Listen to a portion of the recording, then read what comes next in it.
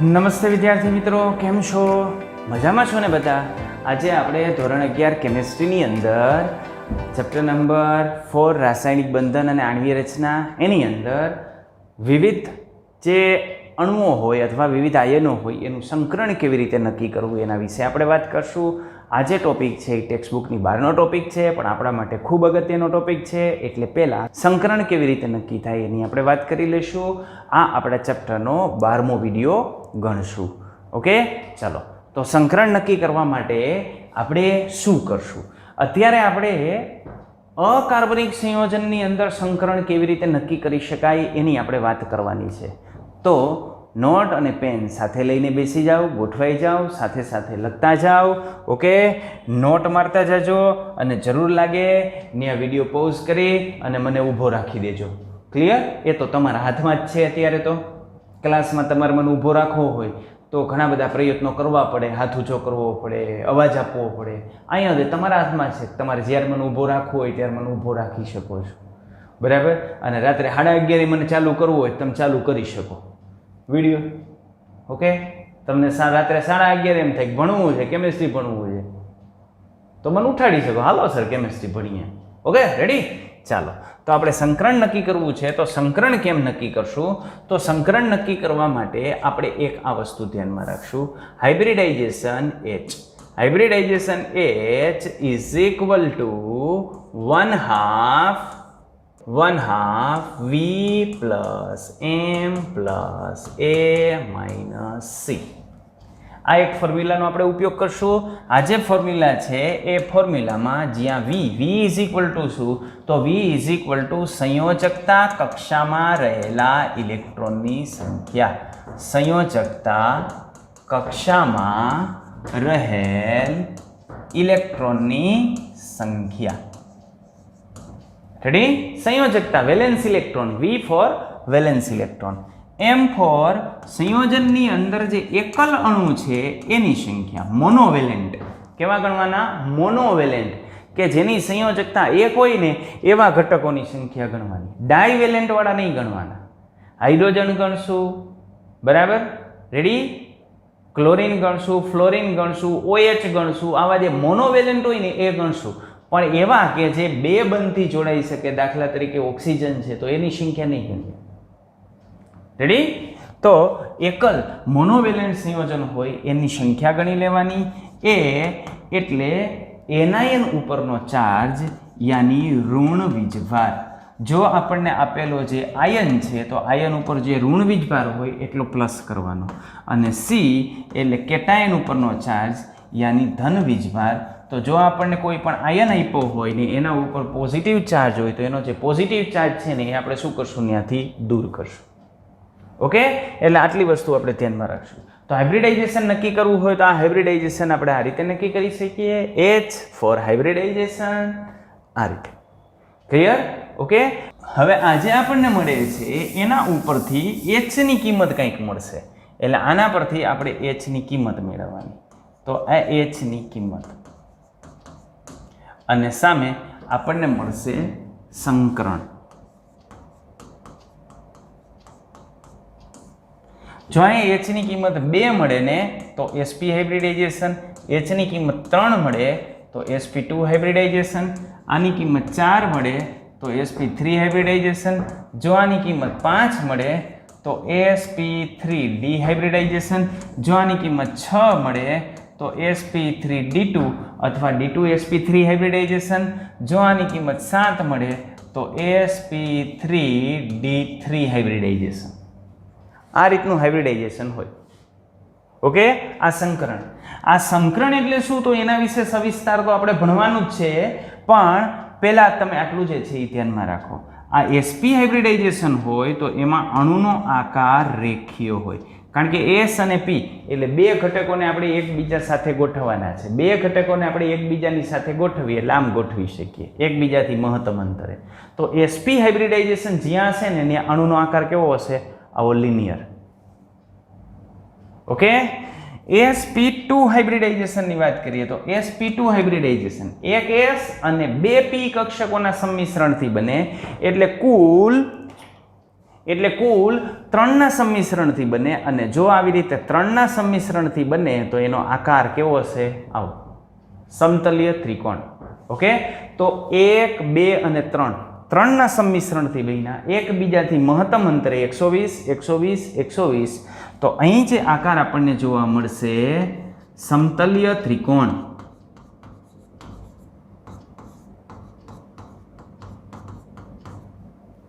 Okay, sp3 હાઇબ્રિડાઇઝેશનની વાત કરીએ તો જો sp3 હાઇબ્રિડાઇઝેશન હોય તો અણુનો આકાર થઈ જાય સમચતુષ્ફલકીય. દાખલા તરીકે માનો કે આપણે આમ ગોઠવવા જઈએ તો આ બધા વચ્ચેનો બંધકોણ કેટલાનો થઈ જાય? અહીં બધા વચ્ચેનો બંધકોણ કેટલાનો થઈ જાય? 90 ડિગ્રીનો. એટલે એના બદલે શું થાય? તો આ એક આમ ઉપર તરફ જાય અને આ આમ નીચે તરફ જાય, યાની અણુ જે છે એ આ રીતે અણુની ગોઠવણી થાય. આવો આકાર હોય, આવો આકાર. આ 3 નીચે પાયામાં હોય ને એક ઉપર હોય. આ બધા વચ્ચેનો ખૂણો કેટલો જોવા મળે આપણને? તો આ બધા વચ્ચેનો ખૂણો 109 અને 28 જોવા મળે. આને કહેવાય સમચતુષ્ફલકીય આકાર, કારણ કે 4 ફલક થાય. આ 3 થી 1, એવું આ બાજુ, એવું આ બાજુ અને એવું નીચે. 4 સરખા ફલક થાય એટલે એને કહેવાય સમચતુષ્ફલકીય આકાર.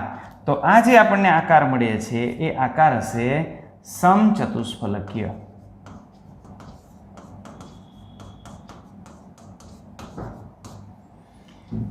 sp3d2 ની અંદર જે આપણને આકાર જોવા મળે, sp3d ની અંદર આકાર જોવા મળે, એ જોવા મળે ત્રિકોણ દ્વિપિરામિડલ. આની અંદર જે આકાર જોવા મળે એ આપણને જોવા મળે અષ્ટફલકીય, ઓક્ટ્રાહાઇડ્રલ. ત્રિકોણ દ્વિપિરામિડલ આકાર કેવો હોય? તો ત્રિકોણ દ્વિપિરામિડલ આકાર આવો હોય. આ સમતલીય ત્રિકોણ હોય, એક અહીંથી ઉપર ગોઠવાયેલું હોય ને એક અહીંથી નીચે ગોઠવાયેલું હોય. આમ એક અહીંથી ઉપર અને એક અહીંથી નીચે, એને કહેવાય ત્રિકોણ દ્વિપિરામિડલ આકાર. અને અષ્ટફલકીય આકારની અંદર આમ હોય કે આ બધા વચ્ચેનો ખૂણો આપણને કેટલો જોવા મળે? તો આ બધા વચ્ચેનો ખૂણો 90 ડિગ્રી જોવા મળે. 4 આમ હોય, એક હજી અહીંયા ઉપર હોય અને એક અહીંયા નીચે હોય, એને કહેવાય અષ્ટફલકીય આકાર. ઓકે, ચાલો. અને આની અંદર પેન્ટાગોનલ બાયપિરામિડલ આકાર આપણને જોવા મળે. ક્લિયર? તો એચની કિંમત શું મળે અને એચની કિંમત કેવી મળે ત્યારે એનો આકાર કેવી રીતનો હોય? તો આપણે આ રીતે એના આકાર દર્શાવી શકીએ. ક્લિયર? ઓકે, ચાલો. કેટલાક અણુની અંદર આપણે હાઇબ્રિડાઇઝેશન ગણીએ કે આ અણુની અંદર આપણને હાઇબ્રિડાઇઝેશન કેવા પ્રકારનું મળશે.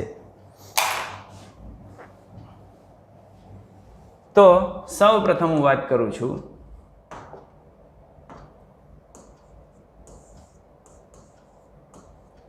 BeCl2. આમાં મારે હાઇબ્રિડાઇઝેશન ગણવું છે. તો BeCl2 ની અંદર હાઇબ્રિડાઇઝેશન ગણવું હોય એટલે આપણે મેળવવું પડે H = 1/2 મધ્યસ્થ પરમાણુ થાય બેરિલિયમ. બેરિલિયમની સંયોજકતા કક્ષાની અંદર બેરિલિયમ પાસે કુલ 4 ઇલેક્ટ્રોન હોય. પરમાણુ ક્રમાંક 4 છે એટલે 4 ઇલેક્ટ્રોન હોય. એટલે 1s2 અને 2s2. એટલે 1s માં 2 ઇલેક્ટ્રોન હોય તો અંદરની ઇલેક્ટ્રોન રચના થઈ ગઈ. 2s માં 2 ઇલેક્ટ્રોન હોય એટલે વેલેન્સમાં એની પાસે 2 ઇલેક્ટ્રોન હોય. અહીં એની સાથે Cl જોડાયેલા છે. 2 Cl જોડાયેલા હોવાથી મોનોવેલેન્ટ જ છે, કારણ કે Cl એક જ જગ્યાએ જોડાઈ શકે.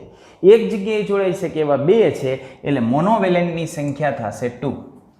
આ અણુ વીજભારની દ્રષ્ટિએ તટસ્થ છે એટલે એના ઉપર ઋણ વીજભાર કેટલો છે? તો 0. ધન વીજભાર કેટલો છે? તો 0. સાદુરૂપ આપણે આનું આપી દઈએ એટલે 2 ને 2 4, 4 ને આપણે 2 વડે ભાગી નાખીએ એટલે H = આપણને 2 મળે. અને જો H = 2 હોય તો હાઇબ્રિડાઇઝેશન કેવું થાય? sp. અને જો sp હાઇબ્રિડાઇઝેશન થાય તો આ અણુનો આકાર થઈ જાય આ રીતે રેખીય. તો આ અણુનો આકાર આપણને આ રીતે રેખીય જોવા મળે. ઓકે, તો BeCl2 નો જે આકાર છે એ આપણને આ રીતે જોવા મળશે. એમાં હાઇબ્રિડાઇઝેશન કયું થાય? sp hybridisation. ઓકે, ચલો હવે બીજું ઉદાહરણ લઉં. દાખલા તરીકે માનો કે હવે હું જાઉં છું BF3 ની અંદર. BF3 ની અંદર આપણે નક્કી કરવું છે. તો BF3 ની અંદર આપણને આ રીતે મળશે BF3H. મધ્યસ્થ પરમાણુ એ થઈ જાય બોરોન. બોરોનની સંયોજકતા કક્ષકમાં 3 ઇલેક્ટ્રોન હોય એટલે વેલેન્સ ઇલેક્ટ્રોનની સંખ્યા થઈ જાય 3. એની સાથે 3 ફ્લોરિન જોડાયેલા છે અને ફ્લોરિન પણ એક જ જગ્યાએ જોડાઈ શકે એટલે મોનોવેલેન્ટ છે એટલે મોનોવેલેન્ટની સંખ્યા 3. એના ઉપર ઋણ વીજભાર કશું નથી એટલે +0, ધન વીજભાર પણ કશું નથી એટલે -0. ઓકે, વીજભાર 0 છે એટલા માટે. તો અહીં સાદુરૂપ આપણે આપીએ એટલે આપણને 3 મળશે, યાની હાઇબ્રિડાઇઝેશન થશે sp2. અને જો આ રીતે sp2 હાઇબ્રિડાઇઝેશન થાય તો આનો આકાર આપણને આ રીતે જોવા મળે. તો BF3 નો જે આકાર છે એ આકાર આ રીતનો હોય. આમના વચ્ચેનો બંધ કોણ અહીં આપણને જોવા મળશે 120 ડિગ્રી અને હાઇબ્રિડાઇઝેશન sp2. આકારને કહેવાય સમતલીય ત્રિકોણ. રેડી? તો આ પ્રકાર આપણને જોવા મળશે. ચલો હવે આના પછી હું લઉં, માનો કે CH4. તો CH4 ની અંદર આપણે જઈએ કે આ CH4 માં આપણને કેવું જોવા મળે. તો આ CH4 માં મધ્યસ્થ પરમાણુ તરીકે કાર્બન હોય. મધ્યસ્થ પરમાણુ તરીકે કાર્બન હોય એટલે એની સંયોજકતા કક્ષકમાં કેટલા ઇલેક્ટ્રોન આવશે? 4. રેડી? તો આ સંયોજકતા કક્ષકના 4 ઇલેક્ટ્રોન. એની સાથે હાઇડ્રોજન જોડાયેલા છે એ મોનોવેલેન્ટ છે એટલે મોનોવેલેન્ટ હાઇડ્રોજનની સંખ્યા 4.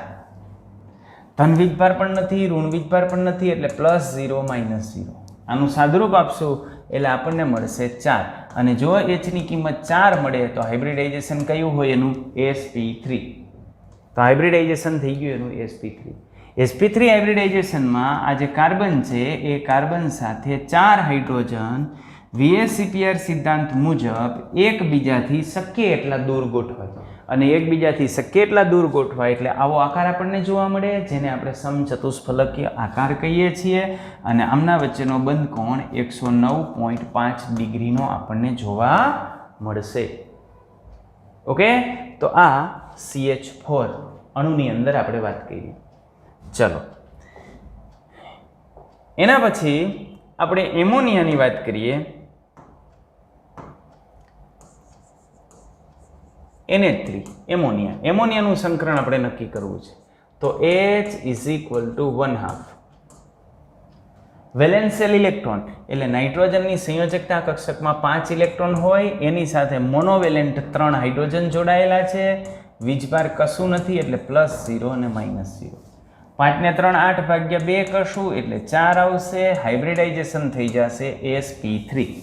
અને આ જે sp3 હાઇબ્રિડાઇઝેશન થાય છે તો એની અંદર આપણે આવી રીતે જોડી શકીએ. આ નાઇટ્રોજન સાથે 3 હાઇડ્રોજન જોડાયેલા છે. તો આ એક હાઇડ્રોજન, આ બીજો હાઇડ્રોજન, આ ત્રીજો હાઇડ્રોજન. હજુ એક એની પાસે નોન બોન્ડિંગ ઇલેક્ટ્રોન પેઇર હશે. એટલે અણુનો આકાર આપણને જે જોવા મળશે ને એ ત્રિકોણ પિરામિડલ જોવા મળશે. ઇલેક્ટ્રોન યુગ્મનો આકાર આપણે જોઈએ તો sp3 હાઇબ્રિડાઇઝેશન છે એટલે ઇલેક્ટ્રોન યુગ્મનો આકાર કેવો આવે? સમચતુષ્ફલકીય. એટલે અહીં ઇલેક્ટ્રોન યુગ્મની ગોઠવણી સમચતુષ્ફલકીય. પણ આ આપણે જ્યારે એક્સરે ફોટો લઈએ ત્યારે આ આપણને દેખાય નહીં અને આ ન દેખાય એટલા માટે આનો અણુનો આકાર આપણે કેવો ગણીએ છીએ? તો અણુનો આકાર આપણે ગણીએ છીએ ત્રિકોણ પિરામિડલ. રેડી? તો અણુનો આકાર થઈ જશે ત્રિકોણ પિરામિડલ. તો એમોનિયાની અંદર આપણને આ રીતે જોવા મળે. ક્લિયર? માનો કે હું અહીં લઈ લઉં છું NH4+. આમ છે NH4+. તો શું જોવા મળે? તો NH4+ ની આપણે વાત કરીએ તો NH4+ નાઇટ્રોજન છે મધ્યસ્થ પરમાણુ એટલે વેલેન્સ શેલની ઇલેક્ટ્રોનની સંખ્યા 5 થાય. બરાબર? 4 હાઇડ્રોજન જોડાયેલા છે. 4 હાઇડ્રોજન મોનોવેલેન્ટ 4 હાઇડ્રોજન. ઋણ વીજભાર આના ઉપર કશું નથી એટલે +0. ધન વીજભાર 1 છે તો જે ધન વીજભાર હોય એ માઇનસ કરવાનો. વાસ્તવમાં તો આપણે ઇલેક્ટ્રોનની સંખ્યા જ ગણીએ છીએ. ઋણાયન બને તો ઇલેક્ટ્રોન અંદર એડ થાય એટલે એ જેટલો ઋણ વીજભાર ધારણ કરે એટલો પ્લસ કરવાનો. અને ધનાયન બને તો ઇલેક્ટ્રોન ગુમાવે એટલે જેટલો ધન વીજભાર હોય એટલા ઇલેક્ટ્રોન શું કરવાના? માઇનસ કરવાના. તો 5 ને 4 9, 9 - 1 એટલે કેટલા આવશે? 8. 8 ને 2 વડે ભાગી નાખીએ એટલે કેટલા મળે? 4. 4 મળે એટલે હાઇબ્રિડાઇઝેશન કયું થઈ જાય? sp3. અને sp3 હાઇબ્રિડાઇઝેશન થઈ જાય ત્યારે આ એમોનિયમ જે અણુ છે એનો આકાર આ રીતનો આપણને મળે. આના ઉપર પ્લસ વીજભાર હોય. શું કામ પ્લસ વીજભાર આવે? તો ખ્યાલ આવ્યો શું કામ પ્લસ વીજભાર આવે તેની પાછળનું કારણ એ છે કે આ ઇલેક્ટ્રોન કેના છે બંને નાઇટ્રોજનના. તો આ નાઇટ્રોજન અને હાઇડ્રોજનને એક ઇલેક્ટ્રોન આપ્યો એટલે આ નાઇટ્રોજન ઉપર કેવો ચાર્જ આવે પ્લસ ચાર્જ આવે. એ પ્લસ ચાર્જ આપણે અહીંયા દર્શાવ્યો છે. ઓકે એક સવર્ગ સહસંયોજક બંધ હોય એને એક ફોર પ્લસનું જે બંધારણ છે ને બંધારણ આ રીતનું હોય. આમાં એક સવર્ગ સહસંયોજક બંધ હોય બધા જ બંધકારક ઇલેક્ટ્રોનિકમાં હોય. ઓકે રેડી ચાલો તો NH4 પ્લસનો આકાર આપણને આ રીતે જોવા મળે હાઇબ્રિડાઇઝેશન આમ જોવા મળે. માનો કે હું લઈ લઉં CO3-2 તો CO3-2 આનો આપણે જે છે આકાર નક્કી કરવો છે. તો CO3-2 નો આકાર નક્કી કરવો હોય તો હાઇબ્રિડાઇઝેશન નક્કી કરીએ. આનું હાઇબ્રિડાઇઝેશન આપણે નક્કી કરીએ એટલે આપણને H = 1/2 સંયોજકતા ઇલેક્ટ્રોન કોણ છે કાર્બન. તો સંયોજકતા ઇલેક્ટ્રોન તરીકે કાર્બનની સંયોજકતા કક્ષકમાં કેટલા ઇલેક્ટ્રોન હોય 4. એની સાથે કોણ જોડાયેલા છે ઓક્સિજન કેટલા 3. પણ ઓક્સિજન છે ને એ બે જગ્યાએ જોડાવાની વૃત્તિ ધરાવતા હોય એટલે એને દ્વિસંયોજક કહેવાય.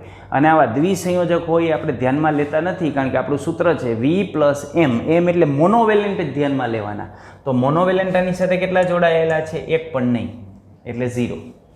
ચાર્જ કેટલો તો -2 ચાર્જ છે એ આપણે કેવો કરવો પડે પ્લસ કરવો પડે. ધન વીજભાર હોય બાદ કરવો પડે.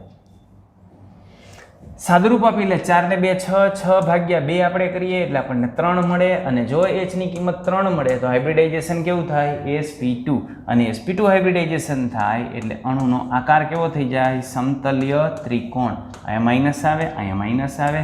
આ થઈ ગયું કાર્બોનેટ આયનનું બંધારણ. CO3-2 નું બંધારણ આવું હોય કારણ કે હાઇબ્રિડાઇઝેશન sp2 આવે એટલે આપણે એને કેમ ગોઠવવા પડે આમ શક્ય એટલા દૂર ગોઠવવાના 3 ને. અને આ દ્વિબંધ છે એને આપણે શું ગણીએ છીએ VSEPR સિદ્ધાંત મુજબ એકલ અતિયુગ્મ. તો આને પણ આપણે એકલ અતિયુગ્મ જેવું જ ગણીએ છીએ એટલે આ રીતનું આપણને જોવા મળશે. તો CO3-2 નું બંધારણ આવું હોય. ચલો આના પરથી sp3 આની વાત કરીએ. માનો કે SO4-2 તો SO4-2 ની અંદર આપણે મેળવીએ H. તો H = 1/2 V. V એટલે અહીંયા મધ્યસ્થ પરમાણુ કોણ થશે સલ્ફર. સલ્ફરની સંયોજકતા કક્ષકમાં કેટલા ઇલેક્ટ્રોનો હોય 6. ઓકે તો સલ્ફરની સંયોજકતા કક્ષકમાં 6 ઇલેક્ટ્રોન. ઓક્સિજન બધા કેવા તો ઓક્સિજન તો ડાયવેલેન્ટ એટલે એક પણ ઓક્સિજન એમની કિંમત 0 આવશે. એમની કિંમત 0. વીજભાર -2 તો -2 વીજભાર એટલે એને આપણે પ્લસ કરવો પડે. પ્લસ વીજભાર હોય એને બાદ કરવો પડે. 6 ને 2 8 8/2 કરીએ એટલે આપણને કેટલા મળશે 4 મળશે. 4 મળશે તો sp3 હાઇબ્રિડાઇઝેશન થશે. અને sp3 હાઇબ્રિડાઇઝેશન એટલે સમચતુષ્ફલકીય બંધારણ થાય S. આમ હશે ડબલ બોન્ડ ઓક્સિજન આમ ડબલ બોન્ડ ઓક્સિજન અહીં એક માઇનસ અને એક માઇનસ. તો આ રીતે આપણને જોવા મળે SO4-2 એનો આકાર આવો હોય સમચતુષ્ફલકીય આકાર. રેડી.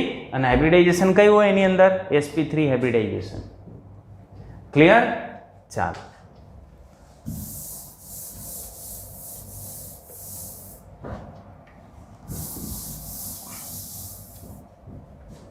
માનો કે આપણે લઈ લઈએ PCl5. તો PCl5 ની અંદર આપણે મેળવવા જઈએ તો ફોસ્ફરસની સંયોજકતા કક્ષામાં ફોસ્ફરસનો પરમાણુ ક્રમાંક 15 હોય. બરાબર 15 હોય એટલે એની ઇલેક્ટ્રોન રચના થઈ જાય 2 8 5 એટલે સંયોજકતા કોષની અંદર 5 ઇલેક્ટ્રોન હોય. એટલે સંયોજકતા કોષની અંદર થઈ ગયા 5 ઇલેક્ટ્રોન. આ 5 Cl છે એ મોનોવેલેન્ટ છે એટલે મોનોવેલેન્ટની સંખ્યા પણ 5. વીજભાર એના ઉપર 0 એટલે +0 -0. સાદુરૂપ આપીએ એટલે 5 આવે. અને જો 5 સાદુરૂપ આવે તો હાઇબ્રિડાઇઝેશન થઈ જાય sp3d. અને sp3d થાય એટલે p ની આજુબાજુ આપણે 5 કક્ષકો ગોઠવવાની થાય. આ એક ફોસ્ફરસ એની આજુબાજુ આપણે 5 કક્ષકો ગોઠવશું. અહીં Cl અહીં Cl અહીં Cl. ઓકે એક Cl અહીં ઉપર અને એક Cl અહીં નીચે. આ પ્રકારનો આકાર હોય. આને ત્રિકોણ દ્વિપિરામિડલ આકાર કહેવાય કારણ કે આમાં જે આ 3 છે ને 3 એ એક સમતલની અંદર ગોઠવાયેલા. આ 3 એક સમતલમાં હોય. જ્યારે સમતલની ઉપર હોય અને આ સમતલની નીચે હોય. રેડી? આગળ આપણે આના બંધારણની ચર્ચા કરશું, પણ sp3d હોય તો આપણને આ પ્રકારનો આકાર જોવા મળે, ત્રિકોણ દ્વિપિરામિડલ. ઓકે, નેક્સ્ટ લેક્ચરની અંદર આપણે આ બધા આકાર વિશે સવિસ્તાર ભણશું. કેટલો બંધ કોણ હોય, કેટલી બોન્ડ એંગલ હોય, એ બધું આપણે ભણશું, પણ અત્યારે માત્ર ને માત્ર આપણે આટલું રાખીએ છીએ. ઓકે, ચાલો. માનો કે આપણે લઈએ SF6, તો SF6 ની અંદર મારે હાઇબ્રિડાઇઝેશન નક્કી કરવું હોય તો નક્કી થાય H = 1/2 સલ્ફર. સલ્ફરની સંયોજકતા કક્ષકમાં કેટલા ઇલેક્ટ્રોન હોય? 6. એટલે સંયોજકતા કક્ષકમાં 6 ઇલેક્ટ્રોન, પ્લસ મોનોવેલેન્ટ એટલે ફ્લોરિન -0 +0, એટલે અહીંયા જવાબ મળે 6 જવાબ મળે. એટલે હાઇબ્રિડાઇઝેશન sp3d2, અને sp3d2 હાઇબ્રિડાઇઝેશન થાય એટલે બંધારણ અષ્ટફલકીય હોય.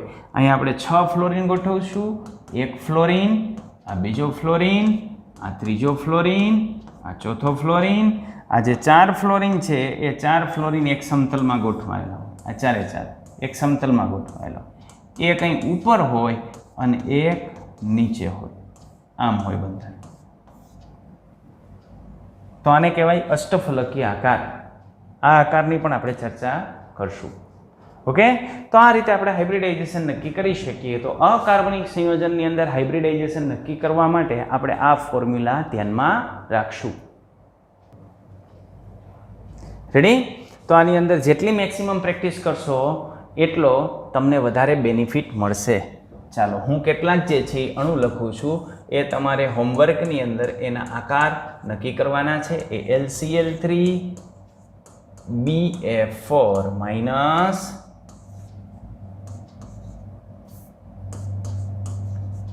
PH4 plus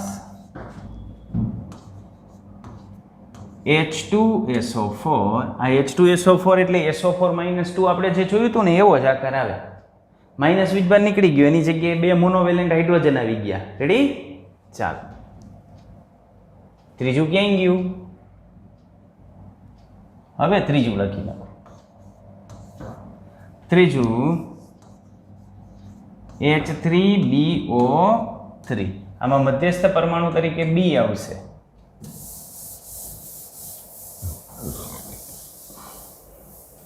ચાલો, છઠ્ઠું ClF3. સાતમું ClF5. આઠમું IF7. નવમું ClO4 -1. દસમું HNO3. 11મું NO3 -1. NO3 -1 અને HNO3 આ બંનેનો કયો આવશે? સરખો જ આવશે.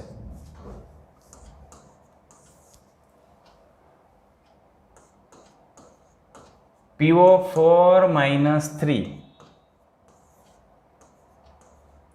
SO3 -2.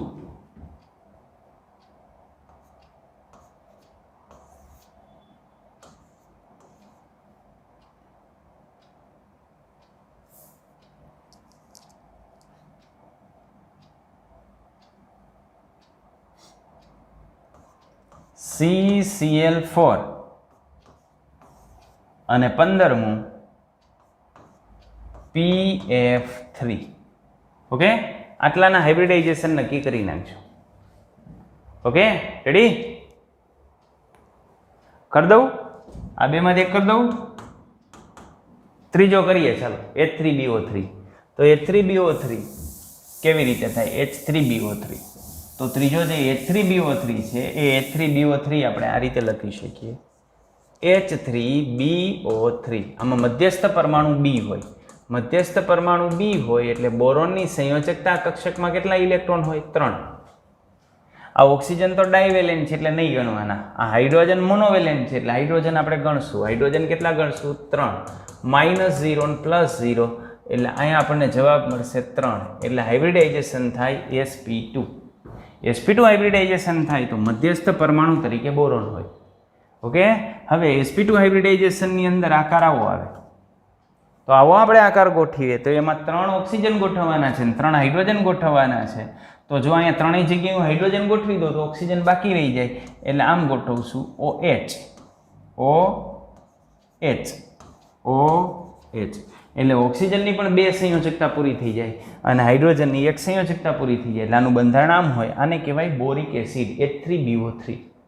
અનાજ સાચવવા માટે આપણે જે સફેદ પાવડર વાપરતા હોય ને બોરિક એસિડ, એનું સૂત્ર આવું હોય. ઓકે, તો આ રીતે આપણે આનું બંધારણ લખી શકીએ. આવી જ રીતે તમે H2SO4 નું બંધારણ દોરશો ને તો H2SO4 નું બંધારણ તમને આમ મળશે. આ H2SO4 નું બંધારણ S ડબલ બોન્ડ O અહીં O માઇનસ આ H2SO4 માં SO4 -2 હોય ને એનો આમ હોય, બરાબર. પણ અહીંયા આપણે એક H જોડી દેશું અને અહીં આપણે એક H જોડી દેશું, એટલે આ થઈ જશે H2SO4 નું બંધારણ. બાકીના તમે ટ્રાય કરજો. ઓકે, ચાલો. બાકી આ સંકરણ છે એ સંકરણ દરિયો છે. જેમ વધુ ને વધુ તમે આમાં પ્રેક્ટિસ કરશો એમ તમારી માસ્ટરી એની અંદર આવતી જશે. ઓકે, અને આમેય આ કેમેસ્ટ્રી છે એમાં માસ્ટરી એની આવે કે જે પ્રેક્ટિસ વધારે કરે. ઓકે, અને આ એક એવો સબ્જેક્ટ છે કે એ સબ્જેક્ટની અંદર કોઈ ફિક્સ નથી હોતું કે આટલામાંથી પૂછવું. એક તમને સમજાવે પછી સીધા જ્યાં લાગુ પડતું હોય ને એમાંથી તમને પ્રશ્ન પૂછી શકે. ઓકે.